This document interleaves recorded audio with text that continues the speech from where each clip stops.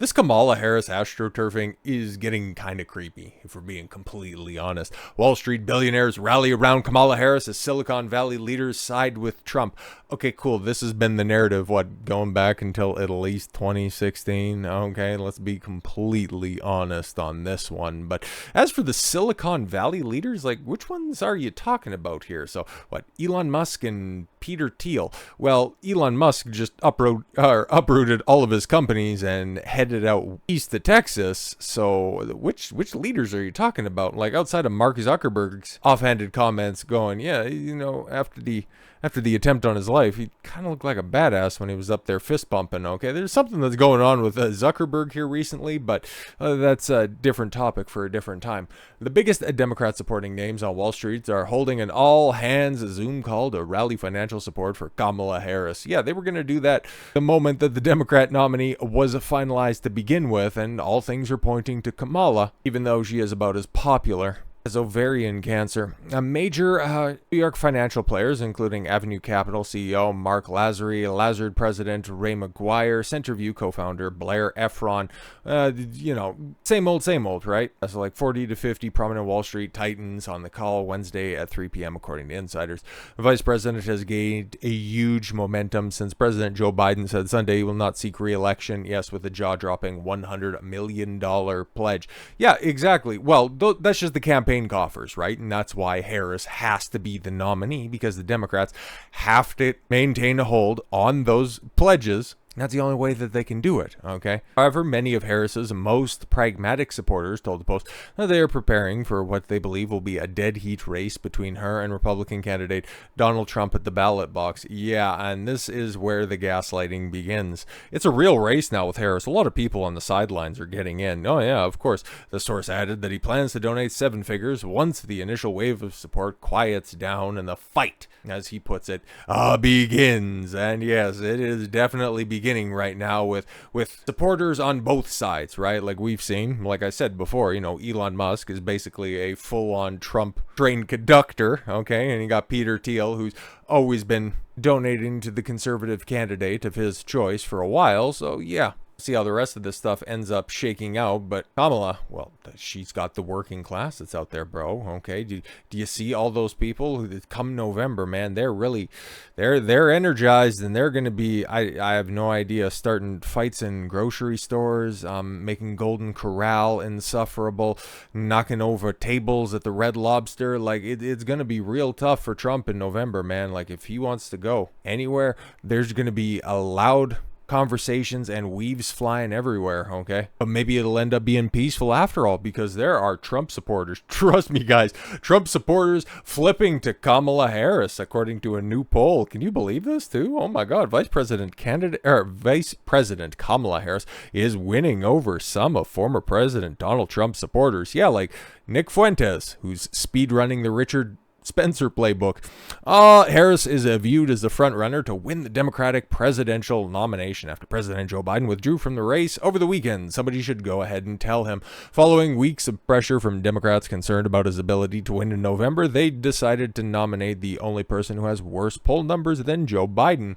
With Biden's endorsement, Democrats quickly rallied around Harris. That's why it took the media a couple of days to just glom on to the new narrative, right? Because they had to wait for all of the supporters to get on brand. Harris, like Biden, has trailed Trump in the polls for months. How far has she trailed?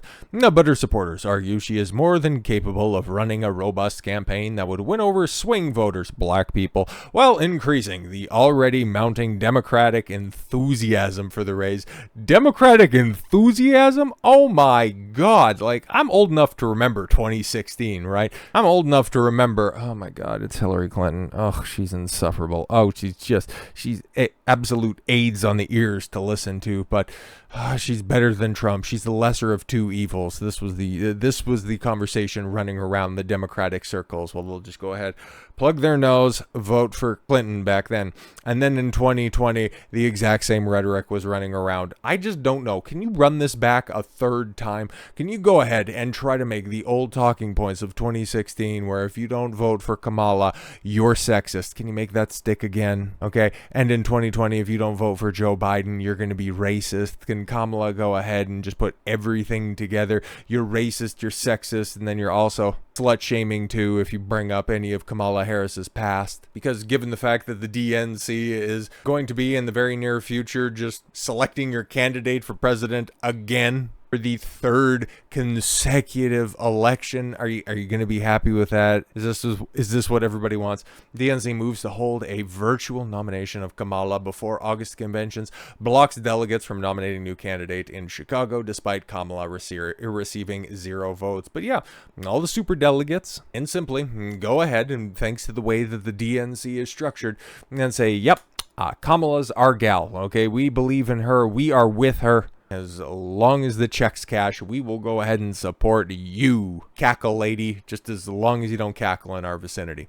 The Democratic Party will enact a rule change for the DNC that will allow Vice President Harris to receive the party's nomination prior to the convention being held. The decision comes as a strategic move to streamline the nomination process and is likely intended to avoid any perception of instability in the party. Well, yeah, I mean, who could possibly think that the Democrat Party would have any problems with instability over the past 4 years? Who could have possibly thought that? Virtual roll call will be held during the first week of August. Yes, to formalize Harris's nomination, confirming her as the party's candidate after she secured support from a majority of delegates without an intra-party challenge. Yes, the move follows President Biden's announcement that he will not seek re-election and his endorsement of Harris as the party's nominee. Despite Biden's endorsement, his delegates, nearly all of pledged delegates for the convention, are not legally obligated to support Harris. However, the party has taken proactive steps to guarantee Harris's nominations, ensuring that she faces no competition and demand their compliance. Because, well, theoretically, right? Because all of those delegates would have gone to the Biden-Harris ticket before the sudden dropout, because they went and they looked at Joe Biden and decided, hey guys, that is the face right there. That is the face of stability. I haven't heard Joe Biden's address. I haven't seen any clips from it. All I've seen is some weird angle clip of him walking outside looking a lot taller than he used to be, and now he's got his face stretched back even more than Joe Biden's accustomed to. But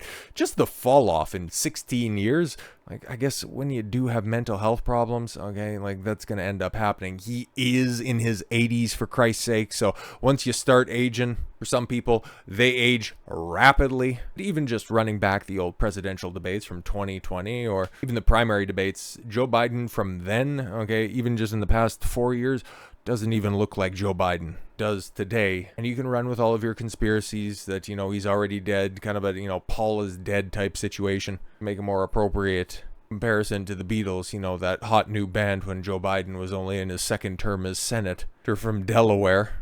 Instead of trying to placate the blue dog Democrats like they did in 2020 with Biden, or try to appeal to women with Clinton in 16, what they're doing in 2024 by trying to wrap together all of that stuff, and also with a heaping helping of hot sauce that Kamala is going to have to start carrying in her tote bag. How's it working out there? Okay, for even the most racially insane people that are out there, Tariq Nasheed, he's like one of those under the radar lolcows where if you don't know who Tariq Nasheed is and you want a good laugh, run back his history. This guy's insane, but not even he's behind the lines that Kamala is talking about. I mean, like, if you can't tell how unhinged this bitch is just by her eyes right here, just let this 15 seconds go.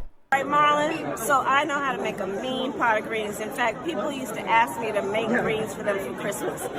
Do you hear her black accent? Like, she's really, really dialing it up, given, you know, present company. It's just, why do Democrats do that? Why do you do that? One year, I had so many that I had to wash that we ended up washing them in the bathtub. So I am not playing around. So I don't believe you at all whatsoever. Just like how you were marching in a parade, and all of a sudden you just looked up and somebody asked you, what are you marching for, little Kamala? And they said, and you said freedom. I can't wait for Trump to bring that up while you guys are on a debate stage, because at least that's one cool thing that we can go ahead and look ahead to, right? Like, Trump's going to be debating Kamala, but anything more than that, I guess there's only going to be one. There's only going to be one debate between the two, because, well, we've seen her debate performance before when she was opposite Mike Pence. She got absolutely obliterated exchange. So if Kamala says she's ready to debate President Trump but refuses to commit to a Fox debate, she's only agreeing to ABC's debate. So yes, Clinton op George Stephanopoulos can run cover for her. Yeah, exactly. Because again, we're running into this cycle where the media is going to be holding the hands of the Democrat, making Trump look crazy, and then trying to astroturf away and gaslight the public into thinking that Trump's the bad man, Democrat's the good person, because we're already seeing this again with, Kamala Harris was never the border czar. There are so many lies. There are so many works of fiction running around right now that, oh my God, man. It's gonna get even weirder from here. But the whole Kamala Harris was never the border czar, lie. Repeat the lie, because you're Democrats. That's what you do exactly when you've got this House resolution, on March 24th, 2023, where it explicitly says from the desk of Congress, whereas March 24th, 2021, Vice President Harris was named border czar. They're going to be lying to you. They're going to be lying to you a lot, like it's going to be a close race. Like there's a lot of support, that there are Republicans who voted for Donald Trump who have had enough this time around, and they're going to be voting for Kamala Harris because social media is filled with those examples right now. I'm a lifelong Republican, but oh no, now that I see Kamala on the ticket, I got to go ahead and vote for her. What was holding you back before? You could have been voting for the vice president if you didn't like any of the, if this is the best that the country can do with Clinton and Trump and then with Biden and Trump, okay, you could have put your faith in some vice presidents, especially given the age and all that stuff. But now that she's at the top of the cards, are you going to throw your support behind her? I don't believe you at all whatsoever, and it's going to be common theme going forward, not believing what you're seeing from all of these shills, all of these hacks in the media going forward. You're just going to have to rely on your memory and cold, hard facts until they start to scrub that, just like it's emails being kept on a server in a guest bedroom. Fire up the acid wash, kids. It's time to do the old memory wipe. So with all that said, thank you all very much for the gift of your time. I've been Don Consuelo. I want you to follow your gut and get after it. Take care, everyone.